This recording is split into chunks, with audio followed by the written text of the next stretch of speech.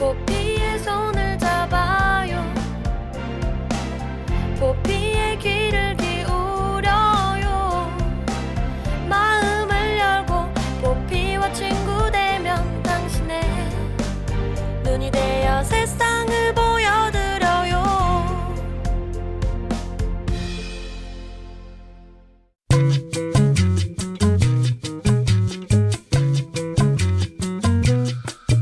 엄마 친구 아들이라는 뜻의 엄친아는 요즘에 일상적인 용어가 돼버렸습니다. TV에 나오는 배우나 가수들에게 흔히 원조 엄친아라는 별명이 따라붙더라고요. 네, 그래요. 왜 어렸을 때부터 엄마 친구 아들은 그렇게 완벽했을까요? 요즘 뭐 하나 빠지는 게 없는 사람들이 그렇게 많아 보입니다. 사실 이 대다수 평범한 사람들에게는 그런 완벽한 사람들이 정말 대단해 보이죠. 네. 왜 그런 사람들을 보면 말이죠. 이런 의문들이 생겨요. 과연 저 사람도 단점이라는 게 있을까? 네, 맞아요. 여자들도 예쁘면서 똑똑하고 인기도 많으면서 자신만의 커리어를 쌓는 멋진 여성들이 많잖아요. 네. 가끔 세상에는 불공평하게 느껴질 정도로 많은 장점들을 정말 다 갖고 있는 사람들이 있어요. 그래서 그런 사람들과 저 자신을 자꾸 비교하면 조금 씁쓸해질 때도 있고요. 그렇군요. 하지만 그렇게 생각하면 답이 없습니다. 결국 스스로를 자꾸 비하하고 그러다 보면 자존감도 잃게 되고. 그런데요, 모두 이 자기만의 개성을 가지고 있거든요. 또 남과 비교했을 때 현저히 뒤처져 보여도 내가 처한 상황과 여러 가지 일들을 겪고 대처해 나가면서 그럼에도 불구하고 나는 멋지다 이런 자신감을 갖게 되는 것 말이죠. 그게 중요한 것 같습니다. 네, 오늘도 수고하고 있는 스스로에게 나는 멋지다 이렇게 한번 이야기해주면 어떨까요? 1월 19일 화요일 내 손을 잡아요. 출발합니다.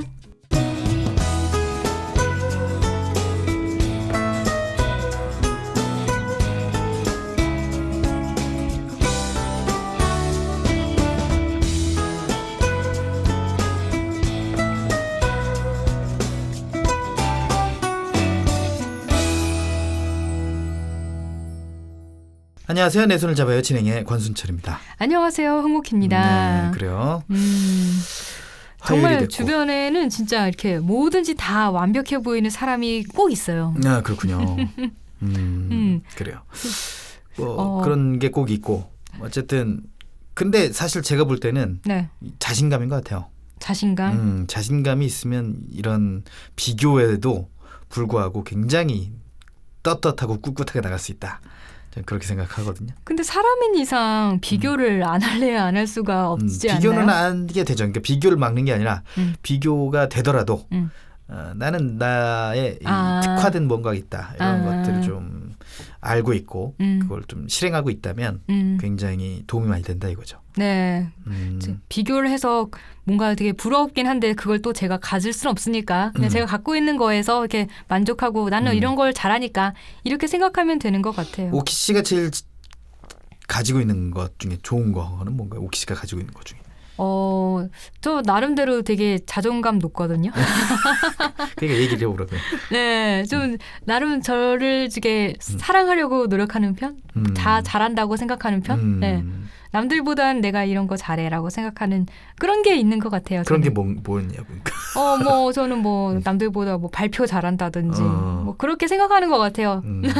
학교 다닐 때는 그렇게 생각했었죠. 파워포인트 이런 걸 되게 잘했나 보죠? 네, PPT. 만드는 건 말고 앞에서 만드는 건 그냥 평범한 수준이었고 네. 진짜 기술자들이 엄청 많더라고요. 네, 왜 이렇게 그렇죠. 잘하지? 비교하면서 나는 분야가 다르다. 잘하는 분야가 다르다. 이렇게 생각을 그래요. 했죠. 서로 잘하는 분야가 다른 저 같은 경우는 이제 사실 오키 집에서 딕션 발음이 좀 떨어진다던가 그렇지 않은 것 같은데. 그래요? 네. 그렇지만 저는 남들을 재밌게 해줄 수 있습니다. 맞아요. 오늘도 재밌게 해주세요. 네. 저를. 순발력 있게 제가 재밌게 또 해드리도록 하겠습니다. 맞아요. 저는 재밌는 사람이 부럽거든요. 그렇습니다. 네, 오키 씨는 재미가 없죠? 자, 권순철 홍옥희와 함께하는 내 손을 잡아요. 오늘의 코너를 소개해드리겠습니다. 네, SNS 중독에 대한 이야기 어제 오늘의 문제가 아니죠. 요즘은 특히 엄마들이 SNS 중독이 심각한 상황이라고 하는데요. 오늘 이야기 톡톡에서는 엄마들의 SNS 중독 그 해결 방안에 대해 알아보도록 할게요. 네, 오늘 권순철의 노하우에서는 한부모 가족을 위한 무료 법률 구조 사업에 대해 알려드립니다. 네, 홍옥희의 그림 읽어주는 여자에서는 렘브란트의 니콜라스 틸프 박사의 해부학 강의에 대해 나눠보겠고요. 이국제의 정보톡톡에서는 새해 새로운 취미에 도전하는 노하우에 대해 알아봅니다. 내 손을 잡아야서는 여러분의 많은 참여를 기다리고 있습니다.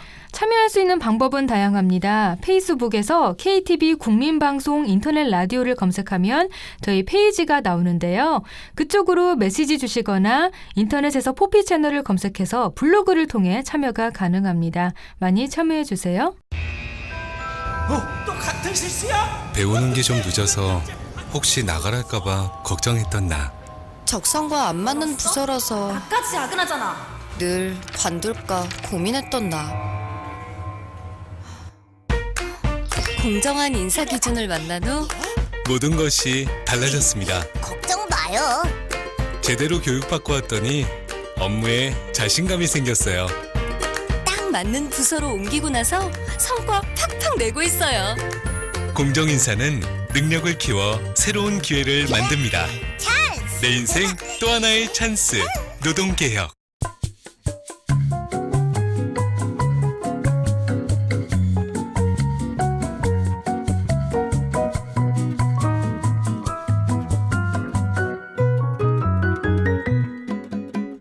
유모차를 밀고 가거나 아이와 함께 앉아 있을 때도 끊임없이 스마트폰을 만지며 누군가에게 댓글을 다는 엄마들. 이 온라인 친구 때문에 내 아이의 말을 듣지 못하고 네. 남편과도 침묵의 시간을 보낸다면 이게 과연 진정한 소통을 하고 있는 걸까요, 이게? 아니겠죠. 진정한 소통이 아니겠죠. 요즘 청소년에 이어서 엄마들의 SNS 중독이 큰 문제가 되고 있어요. 저는 그런 얘기를 들었습니다. 누가 목격한 이야기인데 식당에서 이런 광경을 봤다고 해요. 부모님과 아이들과 함께 온 젊은 부부였는데 음식이 나오니까 아이 엄마로 보이는 사람이 음식 사진을 찍고 SNS에 올리는 것 같다고 해요. 부모님과 같이 왔는데. 네. 그 음식 먹으면서도 계속 휴대폰을 좀 만지는 걸 보니 댓글 나는 것 같다라고 또 보였대요. 실시간으로. 네, 그랬더니 그거 지켜보시던 아버님이 크게 화를 냈다라고 말씀을 전해 들었습니다. 아니야, 딱 이렇게 식사를 하시려고 하는데 잠깐만요 아버님 이러면서 사진을 찍어야 됩니다. 이렇게 나온 거죠. 그러겠죠.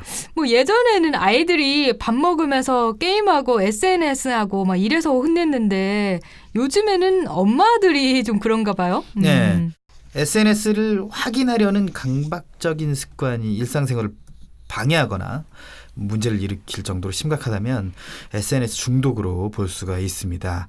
과연 나는 SNS 중독인지 셀프 테스트를 한번 해볼게요. 근데 저희가 네. 뭐 말씀 계속 드리고 있지만 SNS가 거의 중독 수준이라고 볼 수 있거든요. 오키 씨는 어느 정도 점수가 나올지 저도 한번 테스트하기 전에 일단 네. 전 두려움부터. 오키 씨 몇 개에 해당되는지 한번 나중에 체크를 혼나는 좀 거 아니에요? 보시기 바랍니다. 제가 볼 때는 100% 중독이 나올 거라고 보이는데요. 네. 자, 10개 항목입니다. 네.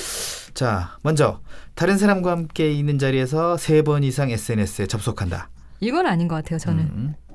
아침에 일어나자마자 세보세요. 아침에 일어나자마자 잠들기 직전 하루 중 시간이 남을 때마다 SNS에 접속한다.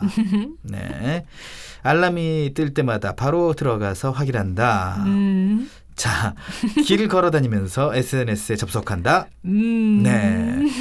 한밤중이나 새벽에 자다가 깨면 SNS에 접속해 본 적이 있다. 네. SNS에 하루 평균 7번 이상 글을 올린다. 네. 그래요. 자, SNS에 내가 올린 글에 댓글이 안 달리거나 좋아요가 없으면 속상하다. 네. 지인에게 댓글이나 좋아요를 달아달라고 부탁한 적이 있다. 진짜? 휴대전화가 손에 닿는 곳에 없으면 불안하다. 스마트폰 배터리가 부족할까봐 항상 불안하다. 네. 자, 저 같은 경우는 네. 1번은 아니고 저도 아니고 2번은 맞고 저도 맞고 3번은 맞고 4번 맞고 5번 맞고 네. 6번은 아니기도 하고 기기도 하고 전 저는 아니에요. 세모. 자, 이거는 아니고 7번은 아니고 전 맞아요. 속상해요. 8번도 아닙니다. 저도 아니에요. 9번 맞고 아니고 10번 맞고. 네. 자, 살펴보도록 하겠습니다. 자, 위 문항 중에서 5개 이상이 해당이 된다면 SNS 중독을 의심해야 됩니다. 네, 의심합시다. 이거, 말도 안 돼. 이거는 누구나 다 중독 아니에요? 그러면 말도 안 돼. 저는 6개거든요. 아닐 거예요. 누구나는 아닙니다. 네. 그럼요. 전 6개지만 중독 아닌 거 같은데.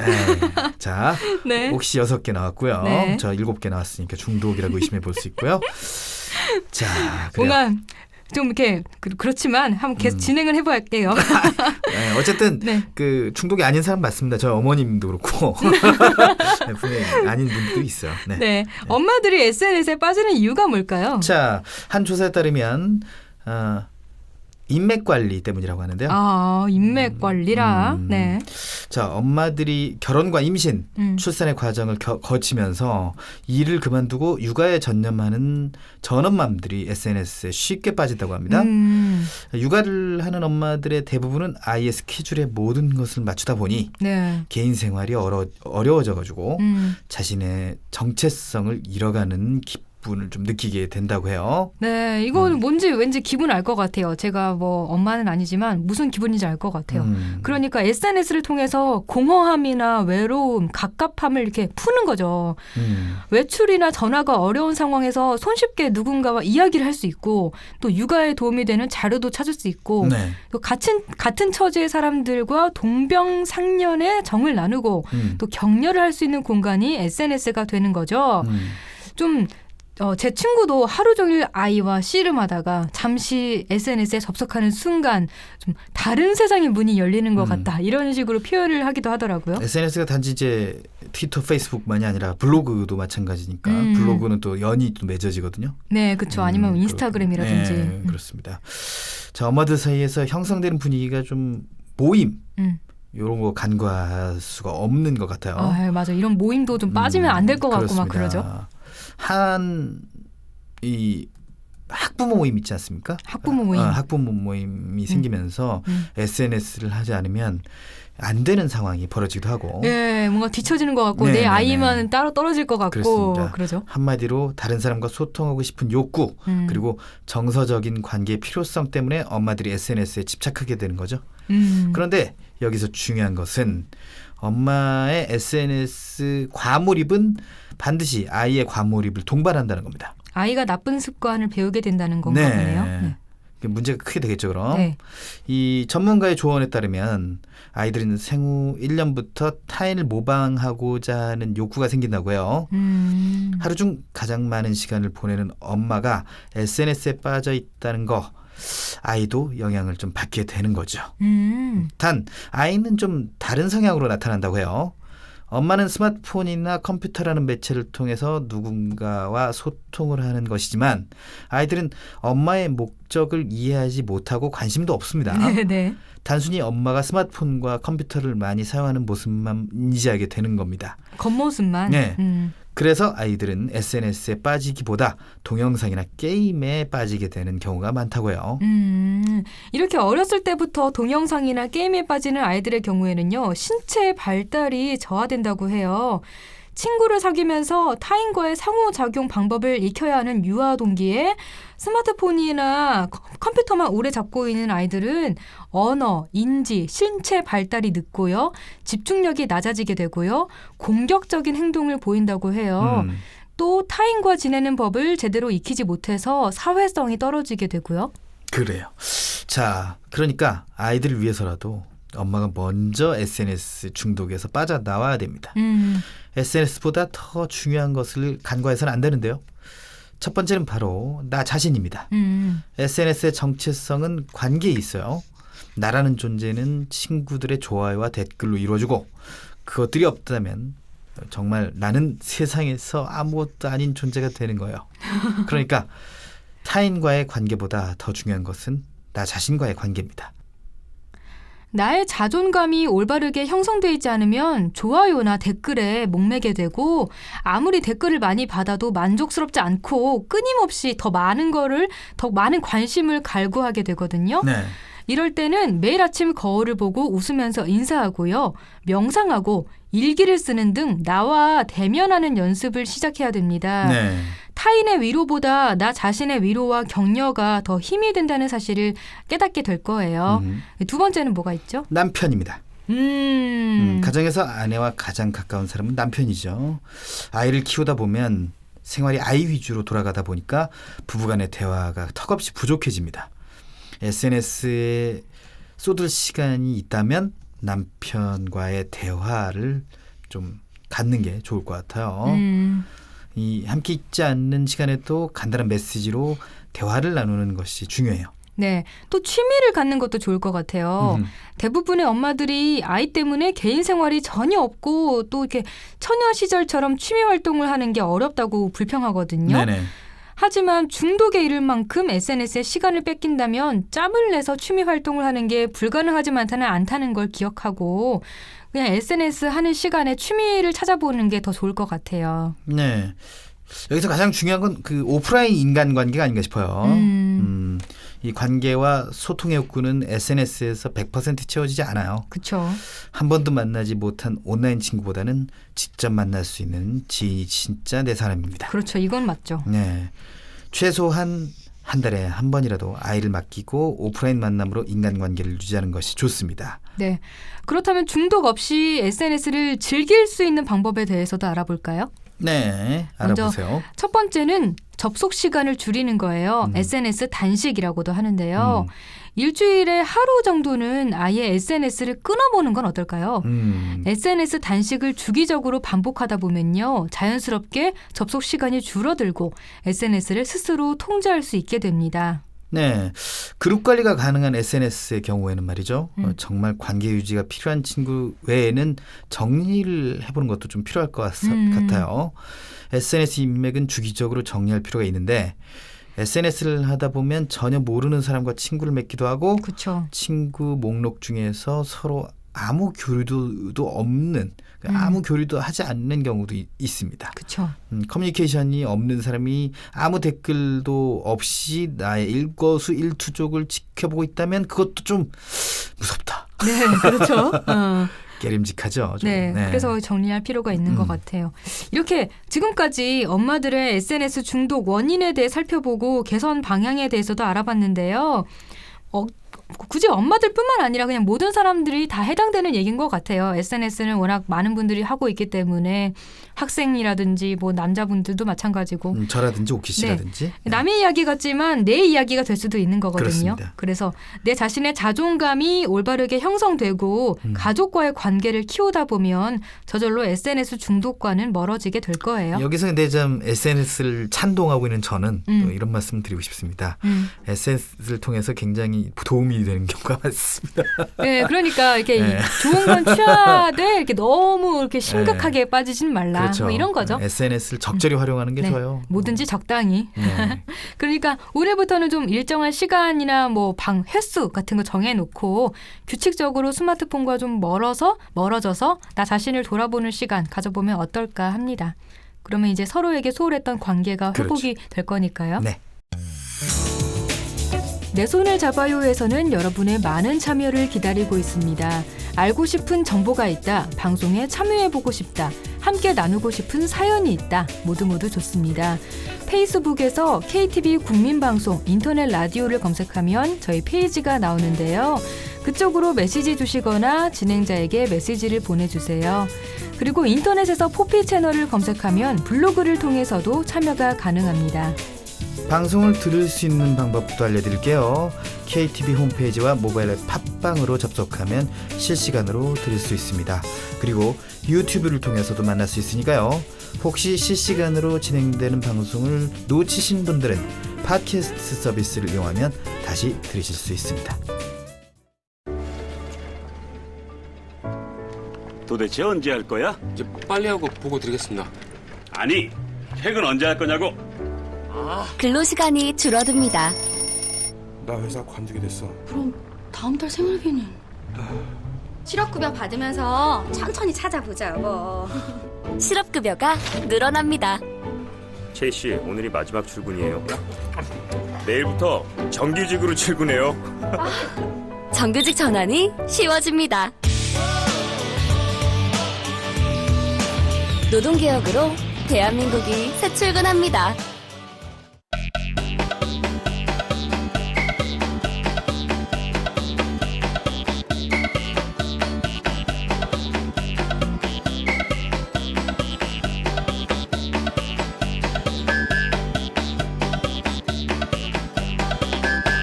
여러분은 지금 KTV 보피 채널 내 손을 잡아요와 함께하고 계십니다. 네, 이번 시간은 권순철의 노하우입니다. 오늘은 어떤 노하우가 준비되어 있을까요?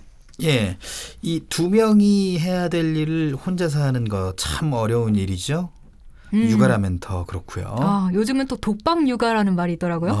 혼자 육아하는 걸 그렇게 말한대요. 힘든 상황 속에서도 그 굳은 의지로 버티면서 힘을 내는 한부모 가족이 있습니다. 이건 또 독박 육아하고는 좀 다르죠? 네, 그렇죠. 이건 다른 말이죠. 네, 그렇죠. 이 한부모 가족 이들에게 정말 힘든 위기의 순간이 있습니다. 이러한 한부모 가족에게 힘이 될 소식 준비했습니다. 여성가족부는 한부모 가족이 생활 속에서 맞닥뜨리게 되는 크고 작은 어려움을 덜어주기 위해 2016년 1월부터 대한법률구조공단을 통해서 한부모 가족을 위한 무료 법률 구조 사업을 지원하기로 했습니다. 네, 그럼 여기서 한부모 가족에 대한 정의를 한번 짚고 넘어가 볼까요? 네, 한부모 가족이란 18세 미만의 미성년 자녀를 둔 가정에서 부모의 한쪽 또는 양쪽이 사망, 이혼, 별거, 유기, 미혼모 등의 이유로 혼자서 자녀를 키우며 부모 역할을 감당하는 한부모와 자녀로 구성된 가족을 의미합니다. 네, 사실 한부모 가족의 지원 대상자가 핵가족 단위인 만큼 한부모 가족의 보호자와 자녀에 대한 다양한 지원 정책이 필요했거든요. 네. 그러면 그동안에는 한부모 가족을 위한 정책이 어떤 것들이 있었는지 좀 한번 먼저 살펴볼까요? 네, 우선 경제적 지원이 있습니다.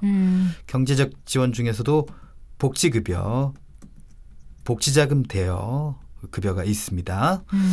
복지급여는 소득 인정액이 최저 생계비의 130% 이하인 저소득 한부모 및 조손 가족은 아동 양육비가 추가되고요. 아동 양육비, 아동 교육 지원비, 생활보조금 등의 복지급여를 받을 수가 있습니다.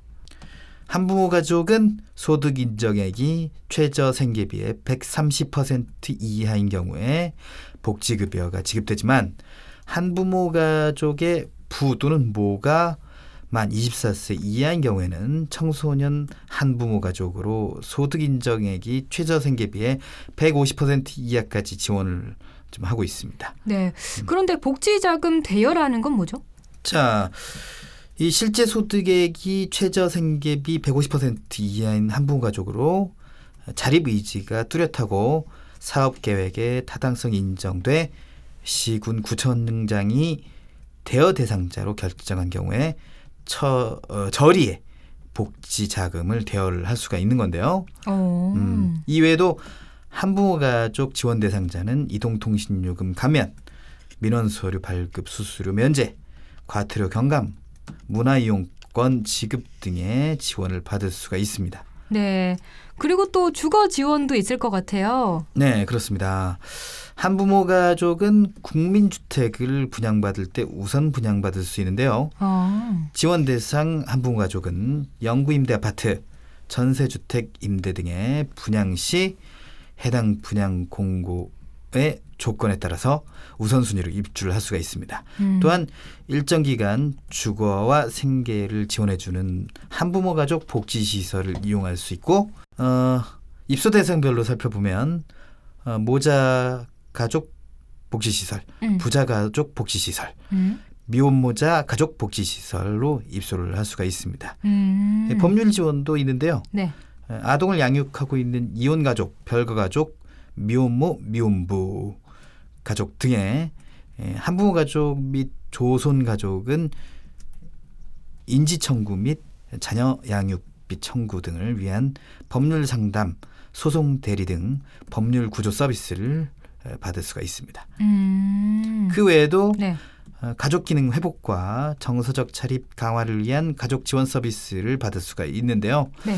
아동의 양육 및 교육 서비스, 장애인, 노인, 만성질환자 등의 부양 서비스, 취사, 청소, 세탁 등 가사 서비스, 교육, 상담 등 가족관계 증진 서비스, 한부모 가족에 대한 상담, 심리치료 등을 받을 수가 있습니다. 네. 여기에 이제 무료 법률 사업이 더해진 거죠? 네. 그럼 구체적으로 이제 무료 법률 사업이라는 게 어떤 건지 좀 소개 부탁드릴게요. 네, 무료 법률 구조 사업은 한부모 가족의 법적 분쟁 발생 시 법률 상담, 소송 대리, 기타 법률 사무 등을 통해서 정당하게 권리 구제를 받을 수 있도록 소송 비용 및 변호사 비용 등을 지원하는 것으로, 이를 통해서 한부모 가족은 민사, 가사, 개인회생 및 파산, 형사, 행정소송 이런 사건들, 이 다양한 법률 문제에 직면할 경우에 법률 상담부터 소송 대리까지 무료로 지원을 받을 수가 있습니다. 이거 미혼부도 이렇게 지원 받을 수 있는 건가요? 네, 그렇습니다. 자녀의 출생신고를 마치지 않은 미혼부에 대해서도 출생신고 관련 법률 절차를 무료로 지원합니다. 자녀의 출생신고가 되지 않은 미혼부의 경우 네. 한부모 가족지원법상 지원 대상에 해당되지 않지만 네. 자녀 출생신고를 위한 법적 절차에 한해 무료로 전문가의 지원을 받을 수가 있습니다. 네. 그러면 도움을 받고자 하는 한부모 가족은 어떻게 이렇게 정책을 이용할 수가 있을까요? 지난해 가족관계의 등록 등에 관한 법률 개정으로 미혼부의 자녀 출생신고 절차가 크게 간소화돼서요. 보다 쉽고 빠른 처리 지원이 가능해졌는데요. 네. 여성가족부 무료법률 구조사업에 도움을 받고자 하는 한부모 가족은 대한법률구조공단에 가까운 지점을 방문하거나 대한법률구조공단 전화 132번 132로 문의를 하시면 되고요. 홈페이지가 있습니다. www.klac.or.kr 이쪽으로 상담받을 수가 있습니다. 네. 경제적으로 어렵거나 법을 잘 몰라서 법의 보호를 충분히 받지 못하는 한부모 가족이 발생하지 않도록 앞으로 무료 법률 지원이 탄탄하게 뒷받침될 수 있었으면 좋겠습니다. 자녀를 홀로 양육하고자 하는 미혼부들에게도 이러한 정책이 많은 도움이 됐으면 좋겠어요. 내 손을 잡아요에서는 여러분의 많은 참여를 기다리고 있습니다. 알고 싶은 정보가 있다, 방송에 참여해보고 싶다, 함께 나누고 싶은 사연이 있다, 모두 좋습니다. 페이스북에서 KTV 국민방송 인터넷 라디오를 검색하면 저희 페이지가 나오는데요. 그쪽으로 메시지 주시거나 진행자에게 메시지를 보내주세요. 그리고 인터넷에서 포피 채널을 검색하면 블로그를 통해서도 참여가 가능합니다. 방송을 들을 수 있는 방법도 알려드릴게요. KTV 홈페이지와 모바일 앱 팟빵으로 접속하면 실시간으로 들을 수 있습니다. 그리고 유튜브를 통해서도 만날 수 있으니까요. 혹시 실시간으로 진행되는 방송을 놓치신 분들은 팟캐스트 서비스를 이용하면 다시 들으실 수 있습니다.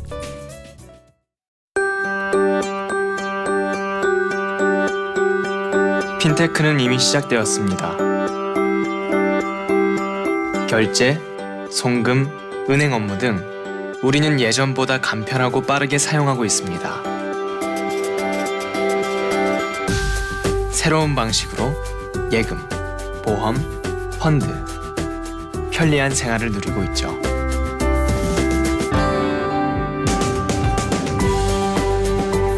핀테크, 이제 생활입니다. 금융개혁은 이미 시작되었습니다.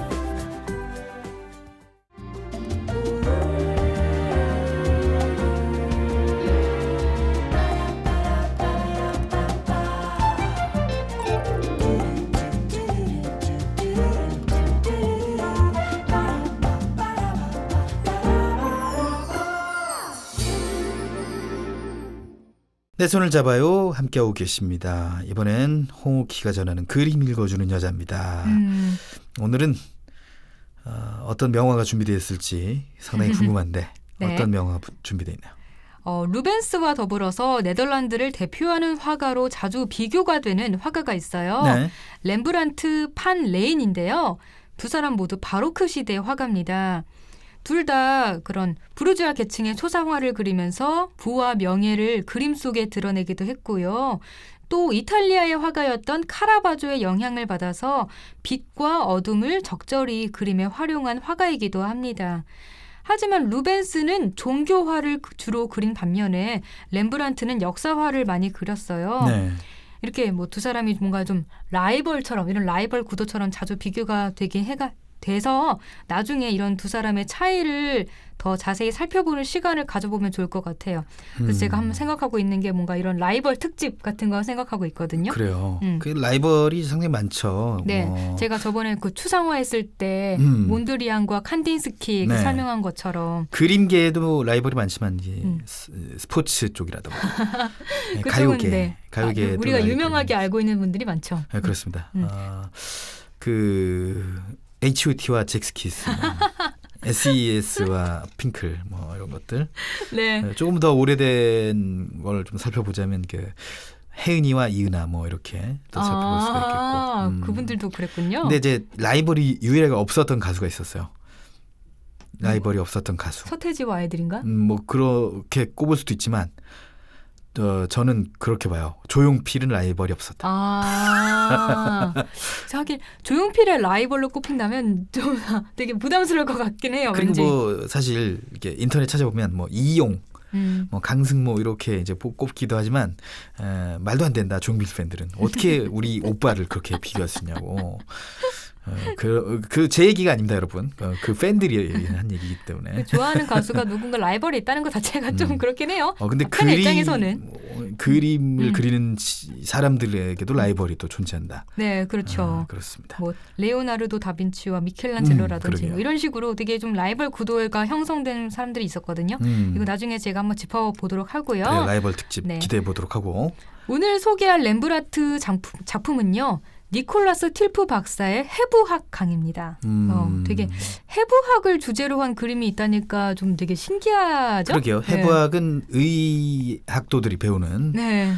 그런 학이잖아요. 학문인데 되게 좀 일반인들이 접하기 쉽지 않은 그런 주제죠. 네, 그렇죠. 옛날에 저 해부 배울 때 굉장히 용어도 어렵고 신체 내장과 외장을 다 배워야 되거든요. 신체 내외를 다 배워야 돼. 그래서 뭐 다 알아야 돼. 뭐. 오, 많이 알고 계시겠는데요, 그러면? 지금 다 까먹었죠, 사실. 뭐 기본적인 것만 알고 제가 옛날에 이 해부가 안 돼 있는 시체를 한번 만져본 적이 있어요. 그거 이제 여러 가지고 네. 만져보는데 굉장히 도움이 많이 됐어요. 우리 배에는 간이 덮고 있고 그 간을 딱 여니까 그 내장이 보이더라고요. 오, 그까지 다 해보신 거예요? 그렇습니다. 신기한데? 네. 아무튼 이렇게 렘브란트는요. 근데 이 해부학 그림으로 초상화의 새 지평을 열었거든요. 또 화가로서 유명해지면서 수많은 그림 주문을 받아서 돈을 또 많이 벌게 됩니다. 우리가 그런 얘기 많이 하지 않습니까? 피는 못 속인다. 맞아요. 제가 자꾸만 스포츠를 많이 하서 스포츠 얘기 많이 하는데 요새 이제 허재의 아들이라든지 그렇죠. 프로농구에서 허웅 선수가 굉장히 인기를 얻고 있는데 허웅 선수가 허재만큼은 못하는데 승부욕은 허재만큼 한다. 그런 말이 있군요. 말이 많아요. 네. 오, 승부욕이 엄청나요. 그래가지고 뭐 요새 스타덤에 오르고 있는데 그런 것처럼 보통 천재 예술가들은 예술적인 재능을 이렇게 가족으로부터 유전받는 경우가 많던데 렘브란트 그런가요? 제가 이전에 소개해드린 화가들은 좀 가족들로부터 유전받는 경우가 있었는데 렘브란트의 경우에는 집안이 굉장히 평범했어요. 네. 전혀 예술적인 재능이 있는 사람도 없었고 관심도 없었고 그냥 렘브란트는 평범한 제분소집 아들이었거든요. 그 제분소가 라인강 근처에 있어서 이름의 성이 판 레인이라고 해요. 라인을 네덜란드식으로 발음하면 레인이라고 한다네요. 네. 되게 신기하죠. 강 주변에 있는 집이라고 성이 레인이라고 붙은 거 이런 식으로. 하지만 렘브란트는 화가로서 서명을 할 때 성을 빼고 세례명으로만 적었습니다. 레오나르도나 미켈란젤로, 라파엘로 등 거장들이 세례명으로만 활동했기 때문에 본인도 이런 거장들의 방식을 따랐다고 해요. 그래요. 이 굉장히 이 신흥 부족들이 있지 않습니까? 이 신흥 부르주아라고 하죠. 네, 그 당시에 성인 뭐랄까 득세하고 있는 계층이었죠. 부와 명예를 과시하고 싶어 했잖아요, 그죠? 네, 아무래도 귀족이 아니다 보니까 그런 귀족과 비교도 되고 약간 나름대로의 컴플렉스도 가지고 있었겠죠. 네. 그래서 더 부와 명예를 과시하고 싶어 했었죠. 그래요. 그리고 렘브란트도 마찬가지였고요. 또 조금 그래서 무리해가지고 큰 집을 사서 지냈어요. 나 이만큼 돈 많이 번다 이런 걸 과시하고 싶어가지고 또 경매에 참여하는 걸 굉장히 좋아했다고 합니다. 경매에서 희소한 물건들을 사서 자기 그림의 소품으로 그리기도 했어요. 그런데 렘브란트의 이런 화려한 생활은 끝까지 이어지지 못했어요. 당시 화가들은 주문을 받고 그림을 그리는 게 일반적이었죠. 근데 그러면은 그림이 주문한 사람의 마음에 들어야 되잖아요. 그러면 어떤 그림의 예술적인 가치보다는 뭔가 되게 그림이 화려하고 특히 외모를 아름답게 그리는 거를 더 추구했어요. 그런데 렘브란트는 이런 꾸민 듯한 초상화를 좀 좋아하지 않았어요. 처음에는 그 주문자들의 요구대로 이렇게 충실하게 그림을 그렸지만 나중에 가서는 굉장히 용모를 사실적으로 그렸습니다. 이런 것들이 좀 주문자들이 좀 별로 안 좋아했겠죠. 나의 그렇겠지. 뭔가 그런 네. 결점이라든지 단점을 다 드러내는 그림을 내가 돈 주고 사야 된다고 생각해보면 좀 그렇잖아요. 그러니까 이런 점들이 렘브란트를 되게 개성이 강한 화가로 만들었고요. 네. 점점 주문도 떨어지게 됩니다. 그래요. 결국에 렘브란트는 나중에 가서 파산을 하고 말았어요. 그래서 값비싼 물건들도 다 팔아야 했고 또 막 경매에 넘어가고 막 그렇게 됐죠. 그 그래요. 말년이 굉장히 안 좋았어요. 예, 다시 이제 오늘의 작품인 니콜라스 틸프 박사의 해부학 강의 작품 얘기로 돌아갈게요. 네. 네, 이 작품이 렘브란트가 초상화 작가로서 입지를 다지게 한 작품이라고 했었죠. 그렇죠. 당시에는요, 시민조합 단체의 초상화를 주문받아서 그리는 일이 많았는데요. 이렇게 여러 인물을 그린 초상화를 집단 초상화라고 합니다. 다른 데서는 볼 수 없는 네덜란드만의 고유한 회화 장르예요. 이 집단 초상화는요, 우리가 학교에서 졸업사진에서 단체 사진을 찍듯이 이렇게 인물을 의미 없이 일렬로 나열한 그림들이 일반적이었어요. 그런데요, 렘브란트는 해부학 강의 작품에서 새로운 시도를 합니다. 해부학 강의를 하고 있는 니콜라스 틸프 박사를 그림 오른쪽에 두고요. 그리고 나머지 강의를 듣고 있는 인물들을 모두 왼쪽에 모아서요. 정말 눈앞에서 해부학 강의가 펼쳐지고 있는 듯한 이야기가 느껴지는 그림을 그린 거예요. 당시로서는 이런 혁신적인 시도가 렘브란트라는 이름을 집단 초상화가로서 널리 알리게 된 계기가 됐습니다. 집단 초상화. 네. 그래요. 자, 계속 설명해 주시죠. 네. 이 그림의 배경이 된 해부학 강의가 어떤 건지 또 설명을 해드려야죠. 네. 이 작품은요, 암스테르담 외과의사 조합에서 공개 해부학 강의를 열면서 렘브란트에게 초상화를 그려줄 것을 주문해서 탄생을 했어요. 공개 해부학 강의는 1555년에 외과의사 조합이 정부로부터 처형된 시신을 인도받아서 해부하는 것을 허락받으면서 처음 열리게 됐거든요. 네. 처음에는 정말 딱 해부학의 발전이라는 그런 학문적인 성격이 짙었는데요. 나중에는 대중에게 입장료를 받고 해부학 강의를 대중에게도 공개하면서 약간 좀 일종의 쇼의 성질로 바뀌게 됩니다. 뭐 우리 현대식으로 얘기하면 TV 프로그램 하나 만들었다. 네, 그런 거죠. 뭔가 뭐 예능 콘텐츠 같은. 하나 만들었다. 네. 네. 그 옛날에는 뭔가 구경거리가 많이 없었잖아요. 그렇죠. 그래서 이런 해부학 강의가 그런 쇼가 된 거예요. 우리나라 같은 경우는 그러니까 조선이나 이럴 때는 이야기꾼들이 그렇게 인기가 높았대요. 맞아요. 그렇죠. 네, 그래가지고 장터에서 삼국지에 뭐 나오는 뭐 삼국지 얘기, 뭐 적벽가라 그러나? 네, 적벽대전에 관한 이야기를 막 해주다가 자 내일 이 시간에 이러면서 끝낸다고. 뭔가 다음에 시파극 오십시오. 같은데. 다음에 아유 일전만 더 줄 테니 더 해달라고. 네네. 근데 이런 것들을 네덜란드에서는 뭔가 해부학의 인기가 있었다는 게 좀 되게 신기하죠. 근데 그런 건 있을 것 같아요. 왜냐하면 우리가 겪어보지 못했던 게 콘텐츠로 많이 개발되잖아요. 예를 들어서 뭐 어촌 마을이나 농촌 마을에서 이렇게 삼시세끼 해먹고 그러는 그런 것도 우리가 참 체험 못 하잖아요. 네, 그런 걸 예능을 보면서 대리만족을 그렇죠. 느끼는 거죠. 어떻게 우리가 물고기를 잡아가지고 어떻게 그래요? 네네. 네. 그러니까 해부하는 모습도 마찬가지예요. 이런 해부하는 모습을 직접 본다는 게 사실 좀 뭔가 무섭긴 하잖아요. 그렇죠. 그런데 그런 걸 이길 만한 그런 호기심, 사람들의 호기심을 자극을 한 거예요. 또 관음증. 뭔가 내가 지켜보고 있다는 그런 생각. 이런 관음증에 대한 욕망도 되게 충족했기 때문에. 사람의 본능입니다. 네, 그게 지금뿐만 아니라 옛날도 다 사람은 다 똑같아서 마찬가지였나 봐요. 네. 그래서 이 공개 강의가 인기리에 매년 열리게 됐어요. 네. 인기리에. 네, 이 작품에 나오는 틸프 얼마나 인기가 있었냐면 거의 표를 사기 위해서는 되게 힘들 정도였다고 해요. 아무튼 이 작품에 나오는 틸프 박사는요, 1628년에 외과의사 조합의 해부학 전임 강사로 임명이 됐습니다. 그래서 1631년과 1632년에 대중에게 해부학 강의를 했는데요. 이 작품은 1632년에 시행된 그의 두 번째 공개 해부학 강의를 그린 거예요. 그럼 여기서 그림 설명해 드릴게요. 네. 이 그림은 렘브란트가 암스테르담 외과의사 조합으로부터 주문을 받고 그린 집단 초상화 그림입니다. 창백한 시체가 누워있고 그림의 오른쪽에 니콜라스 틸프 박사가, 왼쪽에 해부학 강의를 듣고 있는 의사와 의사 지망생, 그리고 호기심에 참가한 일반 시민 등이 모여 있습니다. 시체가 있는 가운데 부분과 설명하고 있는 틸프 박사의 손은 빛으로 인해 가장 밝게 표현됐습니다. 그리고 그림의 주변으로 갈수록 어두워집니다. 이렇게 해부하는 장면을 가장 밝게 표현하고 강조하면서 관람자가 그림에 집중할 수 있도록 하고 있습니다. 빛과 어둠의 명암을 잘 활용했던 렘브란트의 그림 방식이 이 작품에서도 잘 나타납니다. 틸프 박사는 신체의 왼팔을 먼저 해부했습니다. 일반적으로 해부는 복부를 여는 것에서부터 시작합니다. 하지만 틸프 박사는 팔부터 해부하고 있습니다. 이는 해부학 이론을 정립한 베살리우스가 의학도에게 가장 중요한 도구인 손을 중요시하면서 손의 해부를 강조했기 때문으로 여겨집니다. 마침 시체의 발밑에는 베살리우스가 쓴 총 7권의 책, 인체 해부에 관하여 중 한 권이 펼쳐져 있습니다. 틸프 박사는 외과용 메스로 왼팔에 근육을 집어 올려 설명하고 있습니다. 이 근육은 엄지와 검지를 움직이는 데 쓰입니다. 틸프 박사는 메스를 쥐고 있지 않은 왼손으로 엄지와 검지를 움직이면서 근육의 움직임을 설명하고 있는 것처럼 보입니다.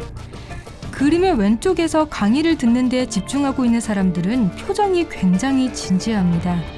시체의 냄새에도 아랑곳하지 않고 근육의 움직임을 자세히 보기 위해 목을 쭉 빼고 관찰하면서 틸프 박사의 설명에 귀 기울이고 있습니다. 설명을 듣는 사람들 뒤에 있는 남자는 해부학 강의에 참가한 사람의 명단이 적힌 종이를 들고 있습니다. 또한 그가 서 있는 위치로 인해 틸프 박사와 설명을 듣는 사람들 사이에 간격을 잇는 역할을 하고 있습니다. 네덜란드 고유의 회화 장르인 집단 초상화는 대부분 인물을 의미 없이 일렬로 나열하는 게 전부였습니다.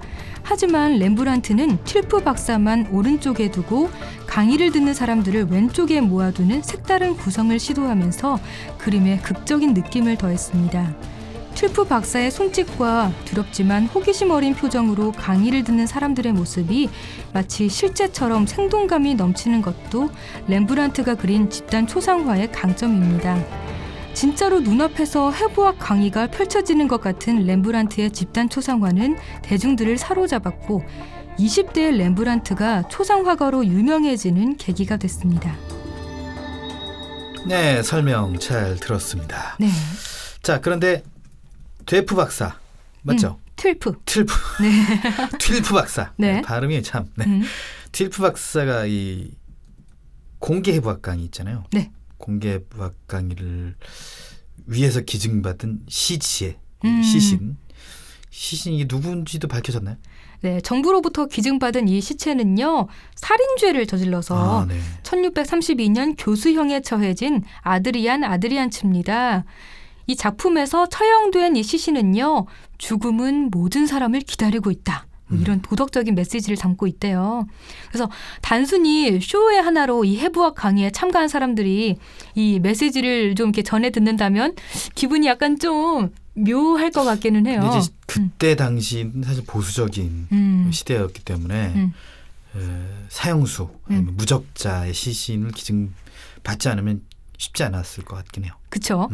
기증받았기 때문에 이런 것들을 할 수 있었겠죠. 그렇죠. 그래서 아무튼 오늘은 이렇게 렘브란트의 인생의 중요한 그림 중 하나인 니콜라스 틸프 박사의 해부학 강의 작품에 대해 알아봤습니다. 네, 청취자 여러분도 듣고 싶은 작품이 있으시다면 페이스북 KTV 국민방송 인터넷 라디오 페이지나 저희 블로그에서 이 댓글 남기실 수가 있거든요. 그러니까 언제든지 그림 읽어주는 여자의 문을 두드려 주시기 바랍니다. 17년 만에 노사정 대타협이 이루어졌습니다. 하지만 일자리를 찾는 많은 사람들이 대타협의 실천을 애타게 기다리고 있습니다. 그들의 일자리가 빈자리가 되지 않도록 반복되는 쪼개기 계약은 사라져야 합니다. 일하고 싶으면 2년 더 일자리가 보장되어야 합니다. 재취업의 기회가 확대되어야 합니다. 대한민국 모두가 원하는 일자리를 찾을 수 있도록 노동개혁 입법을 응원합니다.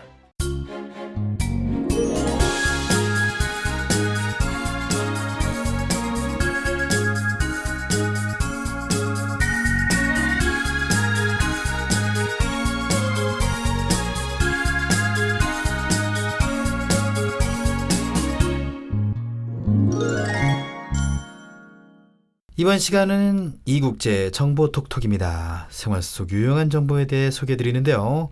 오늘은 어떤 정보가 기다리고 있을까요? 네, 오늘은요. 새해 새로운 취미에 도전하는 방법 이런 정보가 여러분을 기다리고 있습니다. 함께 알아볼까요? 이국제의 정보톡톡. 연초만 되면은 올해는 무슨 목표를 어떻게 정할지 고민되곤 하는데요. 다이어트 해야지, 금연해야지, 책 많이 봐야지. 세워야 할 목표는 또 얼마나 많은지. 올해는 꼭 달라질 거라고 다짐하고 1월에는 여러 가지 일을 새롭게 시작하느라고 꽤 바빠지곤 하죠. 하지만 작심삼일이라는 말이 괜히 있는 게 아닌가 봅니다. 며칠 지나면 언제 그랬냐는 듯이 다시 원점으로 돌아가기 십상이니 말이죠. 목표를 세우는 것만큼 실천하기도 쉽다면 참 좋을 텐데 시간이 조금만 흘러도 흐지부지 되는 바람에 속상할 때가 한두 번이 아닙니다. 그렇다면 과연 연초의 계획을 연말까지 이어나갈 방법이 있을까요? 1월에 정한 목표를 모두 다 이룰 수 있는 비법 말이죠. 자, 이런 방법으로 목표를 이뤄봅시다. 첫째, 간절히 원하는 것, 알맞은 것을 목표로 정하세요. 목표는 꼭 자신이 원하는 걸로만 정하셔야 합니다. 아니 그럼 원하지도 않는 걸 목표로 할 리가 있겠냐고요? 혹시 이런 적 없으신가요? 주변에서 담배 좀 끊어라, 책 좀 읽어라, 다이어트 해라 이런 말을 듣고 정말 올해엔 한번 도전해봐야지 하고 덜컥 목표로 정해버린 경험 말이죠. 목표는 남이 시키는 것 말고 진심으로 꼭 이루고 싶다는 생각이 드는 걸로만 골라야 합니다. 달성할 생각만으로도 마음이 설레고 행복한 목표가 이루기도 쉬운 법이랍니다. 다만 하고 싶은 일이 아무리 많다고 해도 두 마리 토끼를 동시에 잡을 수는 없는 법이니까 너무 욕심을 부려서 한 번에 많은 목표를 세우지 않도록 조심하시기 바랍니다. 작년에는 쉬는 날이면 점심시간 다 되도록 늦잠을 자놓고서는 올해부터는 갑작스럽게 주말에 영어학원에 다니고 등산도 가고 책을 한 권씩 읽겠다는 식으로 무리하게 목표를 세운다면 해낼 수가 없을 겁니다. 또 몸무게를 한 달에 10kg씩 줄여서 석 달 동안 30kg을 빼겠다. 이런 목표도 마찬가지예요. 달성하기도 어렵고 건강마저 해칠 수 있으니까 무리한 목표는 금물입니다. 둘째, 기한과 수치를 넣은 목표를 세우세요. 목표에는 달성할 날짜를 미리 정해두는 게 좋습니다. 8월까지 5kg을 감량하겠다. 10월 1일 전에 운전면허를 따겠다. 이렇게 기한을 설정해두는 거죠. 그리고 두루뭉술한 목표는 의미가 없어요. 독서를 많이 하자라는 식의 추상적인 목표가 아니라 1년 동안 소설 20권과 시집 5권, 재테크 서적 3권을 포함해서 책 100권을 읽겠다. 이걸 위해서 매주 2권씩 책을 읽는다 하는 식으로 구체적으로 적어줍니다. 저축을 많이 하겠다는 것도 마찬가지겠죠. 올해의 목표 저축액은 1,200만 원. 이렇게 액수를 정확하게 설정해 보자고요. 또 1,200만 원을 모으기 위해서 달마다 100만 원씩 저금하겠다 하는 식으로 수치화된 계획을 잡아보시기 바랍니다.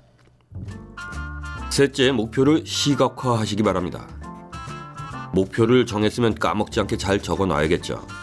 이때 중요한 점이 있는데 바로 미래형이 아닌 현재형 문장을 써야 한다는 겁니다. 올해 여름까지 5kg을 빼겠다 이런 게 아니라 올해 8월 1일 나는 5kg을 빼서 스키니진을 입는다 라는 식으로. 또 운전면허를 따겠다보다는 이번 가을 소풍은 내가 직접 운전하는 차로 가족들과 수목원을 가게 된다. 이런 식으로 될 수 있는 대로 현재형을 써주는 게 좋습니다. 그리고 목표를 적은 종이는 잘 보이는 곳에 붙여놓으세요. 책상이나 침대 앞 등 눈에 띄는 곳에 붙이고 지갑 안에도 항상 넣어서 갖고 다닙시다. 휴대폰 액정 화면에 적어 놓아도 아주 좋겠죠. 스마트폰이면 목표를 적은 글을 사진으로 찍어서 바탕 화면으로 저장하셔도 되고요. 목표는 자주 들여다보고 읽을수록 실현될 가능성이 커지는 법이거든요. 목표를 글로 적는 것도 좋지만 원하는 것과 관련된 사진을 구하거나 그림을 그려보는 것도 좋은 방법입니다. 만일 자동차를 가지는 것이 목표라면 원하는 자동차 사진을 구한 다음에 운전석 안에 자신의 얼굴 사진을 오려 붙여 봅시다. 꼭 진짜 그 자동차가 생겨서 차 안에서 사진을 찍은 것처럼 실감이 날 거예요. 닮고 싶은 몸매의 연예인이 있다면 마음에 드는 사진을 골라서 냉장고에 붙여 놓으세요. 사진을 볼 때마다 꼭 저런 몸매가 돼야겠다는 생각이 들 테고 배고파서 냉장고 문을 열려다가도 사진 속 연예인의 몸매를 보고 자제할 수 있잖아요. 넷째, 미래 일기를 쓰시기 바랍니다. 꿈꿔온 목표를 이루고 나면 어떤 일이 벌어질까요? 다이어트에 성공해서 쭉 뻗은 라인의 스키니진을 입고 거리를 활보하는 자신의 모습을 상상해보세요. 이 상상을 바탕으로 미래 일기를 한번 써볼까요? 막상 이렇게 미래 일기를 쓰려고 보니 꼭 김칫국을 마시는 것 같기도 하고 민망하시다고요. 그렇지만 미래 일기는 쓰는 동안 기분이 좋아지게 하고 목표를 꼭 이루겠다는 강한 동기를 부여합니다. 이렇게 미래 일기를 써서 목표를 이룬 사례는 참 많은데요. 한 예로 조혜련의 미래일기라는 책을 내놓기도 한 조혜련 씨가 MBC 무릎팍도사에 출연해서 미래일기의 효과에 대해서 말한 적이 있어요.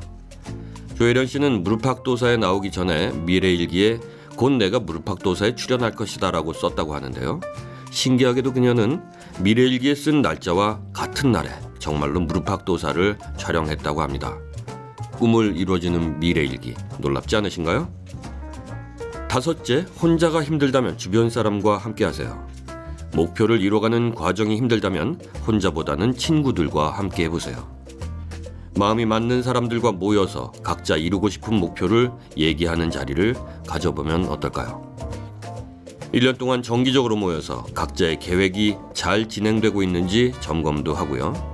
꿈을 이루기 위해서 노력하는 친구에게 가끔 문자를 보내서 힘내라고 격려해 줄 수도 있고 서로 자신감도 북돋아 줄 수 있으니까 정말 좋을 겁니다. 홀로일 때보다 여럿이 함께할 때 더 힘이 생기는 법이잖아요. 주변 사람과 함께하거나 사랑하는 사람을 기쁘게 할 수 있는 계획을 세우는 것도 목표를 이루는 좋은 방법이랍니다. 건강을 위해서 한 달에 한 번씩 아이와 함께 등산하기, 금연에서 모은 돈으로 여자친구에게 목걸이 선물하기 등 말이죠. 좋아하는 사람과 함께하는 계획, 사랑하는 일을 기쁘게 하는 것이 목표를 이루는 큰 동기가 될 것이고 목표를 한결 쉽게 이룰 수 있을 겁니다. 여섯째, 목표를 이뤘을 때는 자신에게 상을 주세요. 새해에 세웠던 목표를 드디어 이뤘다고요? 축하합니다. 짝짝. 그런데 어렵게 이룬 목표인데 그냥 아무렇지 않게 지나쳐버리자니 좀 아쉽죠. 이럴 땐 자신에게 상을 주면서 자축하자고요. 상은 평소에 갖고 싶었지만 선뜻 사기 어려웠던 것을 골라보세요.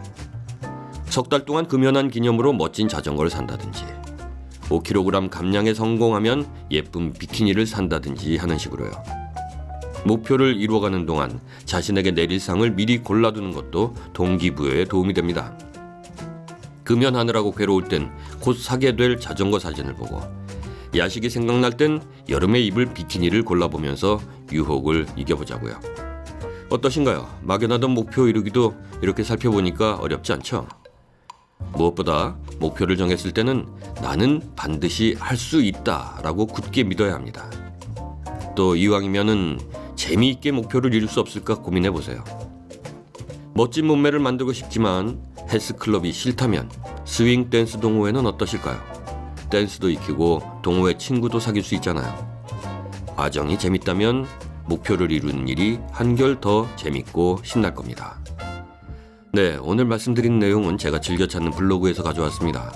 모쪼록 여러분들 모두 2016년 병신년은 영초에 세운 목표 모두를 몽땅 다 이루는 한 해가 되시길 바랍니다.